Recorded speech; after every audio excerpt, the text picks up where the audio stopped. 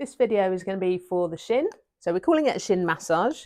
Might sound a bit odd if you haven't worked on this area before, because we think of the shin just as being bone, but there are some important muscles here that need working on. So runners particularly, anyone really, we all walk, or hopefully we do. This muscle here, if you want to come in and have a look, get my client just to dorsiflex, and we can see that tendon, we can see the thickness of that muscle there. Nice powerful muscle that goes across the front, and relax before you cramp. Okay, so we're going to spend the first little part of the video working on this tibialis anterior. So I'm going to apply some lotion. I'm using Naki sports massage lotion today. I find it works really well. We don't need too much of it, and it doesn't leave the client too greasy at the end of the treatment. So it's my massage medium of choice. So we're going to start with effleurage, a reinforced effleurage, one hand on top of the other. And you can see I'm in what I call a lunge stance. So really my legs are moving, my arms really aren't moving too much. And I apply body weight down through my straight elbow and through my wrists. So all the pressure is on this lateral part of the shin. We don't want anything at all. You can see the bony ridge here. Any pressure on that will actually just cause bruising. So I'm staying on this chunky, thick muscle here on the outside. So they're my pressure strokes. Also, another thing to think about on this part of the body is at the top here, we have this knobbly bit. Now, I've known some people to try and massage that out. That's actually the head of the fibula. So we don't want to be getting rid of that bone within our massage treatment. So please avoid that bit. It can be quite tender. We're going to work on the soft tissue. So with reinforced effleurage, working up tibialis anterior. And then as that starts to warm up, we're going to use a cam and spindle technique. So cam and spindle is using your fist, but then we link it into the other hand here. So this hand glides up and this hand produces the pressure. So from here, I'm going to lean through. Okay, and you may, after this technique, just watch that head of the fibula, see some knuckle mark or knuckle trails as we work our way up. Surprisingly, this muscle can take more pressure than you think. So please use your feedback with your client. And I normally use a scale of 1 to 10. 10 is unbearable. We go up to, in our sports massage clinic here, we go up to an 8, which is a tender but bearable amount of pressure. We call it pressure rather than pain, because the moment you suggest pain, that's in the client's head. So we want them to try and relax into the treatment. So we're getting in there quite firmly. We can combine that with a technique called lengthening. So lengthening, firstly we shorten the muscle, and then as we work up using the massage technique, we then get the client, or we do it ourselves. It's a passive technique, we get them to lengthen. So if we think of the ankle movement, dorsiflexion into plantar flexion, and you can see the tibialis anterior there moving and stretching. So we're going to start short, and as I work my way up, my client is going to plantar flex point as I work my way up. Okay, and again start in dorsiflexion and slowly go to plantar flexion. So it's a combination of techniques, one from the client doing movement and one from yourself. Doing some quite deep work on that tibialis anterior. Do one more. Okay, lean on. So nice straight arm, lean your body weight on. If you're in a position where you're doing this, it all comes from your bicep. We want you to be efficient. We want you to be working for a whole day, seeing clients and not fatiguing by client number 2. We want you to be working as much as you can, really, as much as you feel you need to. So let's effleurage that off a little bit. Another one I use on this body part is something called a transverse stroke. So for this one, if you just come in this way, so I'm going to have one thumb on the other thumb here. So I'm avoiding this bony ridge, press on there, and then I'm going across. So the word transverse means across. Here, press on, work across. And we're working all the way down that tibialis anterior.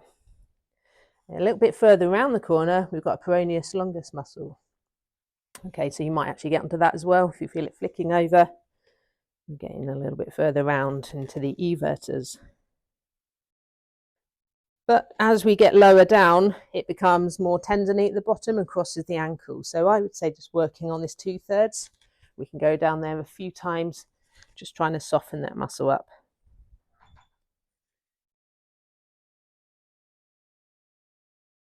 Okay.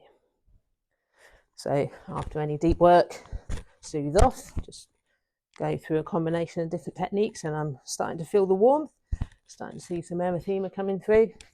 Okay, that feels nice. And this massage on the shin is really good if you combine it with a foot massage, which if you want to have a look, I've got another video on the foot. It's about 10 minutes just for one foot. Okay, I'm going to be moving on to the medial side of the shin now. So we're going to be coming around to this side. On the medial edge now, we're going to get the client into knee flexion, and again, make sure they are comfortable and warm as well through this. So what I'm going to do is, with my really short fingernails, massage therapists shouldn't have nails at all that you can feel in this position. I get my students on the courses to do this, and if they can feel their own nails just by doing that, they're too long. And I do see some people coming on courses with talons or extensions. So for this technique, definitely we need short nails. And to work as a therapist, really you do as well. So from the top here, this is just a glide. I'm working down the medial border of the tibia. And I'm just having a little feel of the different sensations or the different tight areas around this border. If you can see there, I'm pressing around. There's the tibia. I'm going around behind. So what muscles are we working on at this point? Well, you're going to get maybe a bit of tibialis posterior and a bit of soleus. If you go even further back, you're getting the medial head of the gastroc. But really, for this position, it's the two. So slide down, and I can feel a little bit of tightness around here. It feels pretty good. My client is a sprinter, he looks after his body, but you will feel some people where it's a lot more, I would say, bobbly or adhesions or a lot more bumpy. It's pretty good. If you feel any of those areas at all, then we can be a bit more specific. So come and have a look at this, because you need to get close to see what I'm doing. So I'm just going to do, it's a mini compression, one finger on the other finger, and you're going to press into that area of tightness. Also at this point, you're going to look at your client's face just to see their reaction. Okay, and hold that for up to 10 seconds. Release, slide down, come back, press and hold. 10 seconds, release. I'm only using one. Don't do it all together with all your fingers. That's just too much. Go one bit at a time and just work on those tight areas that you found. Okay, it will feel quite tender. And some people explain it as a hot poker stabbing their leg. So that's the kind of sensation you might feel. If you've got particular issues here, it's not nice, but it is really effective. And if you've heard of shin splints, it is really good technique to use on shin splint areas on the leg here. So after any deep technique, nice soothing technique over the top, you can soothe this way. If the foot's moving, you can actually support it and work like so. But we still want to come back into those areas. So I'm going to find that area of tightness at the top here. And this time, come and have a look. So instead of compressions, which is press and hold, I'm going to do a friction. Friction is working over an area. So we're not effleuraging, we're pressing in and we're moving the tissue underneath, like so. All right, and again, we're looking at the client's face, facial expressions. Got a little bit of a grimace going on, not just from me, but from my client. Okay, that's good. So you can reinforce in there 10 seconds a bit. I think any more than 10 is just too uncomfortable. Okay, so we've got to manage the pressure that we're doing to the comfort of the client. It's not all about it. It's not at all about causing pain, but it's just working into those tight areas to make them more mobile. After any deep techniques, we're soothing off. Another thing we can do actually is a little bit of STR again, soft tissue release. So we can find that tight area, we can press in. And if you remember what we did on the outside of the leg, in that position, the client can come into dorsiflexion. Okay, and now they're in control of the amount they can take. So with full pressure, they'll probably find that coming down the leg here. That's it.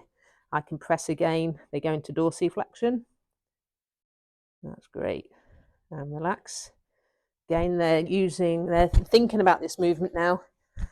It might help the situation, but it definitely gets a bit more mobilization in there. So we'll effleurage off, take the leg back down, and now we're linking it all together. We've done the lateral and the medial side of the shin. We've avoided that shin bone in the middle. And I would definitely suggest with this massage to include a foot massage. So you'd be working down here after the shin, and then you'd finish off that technique.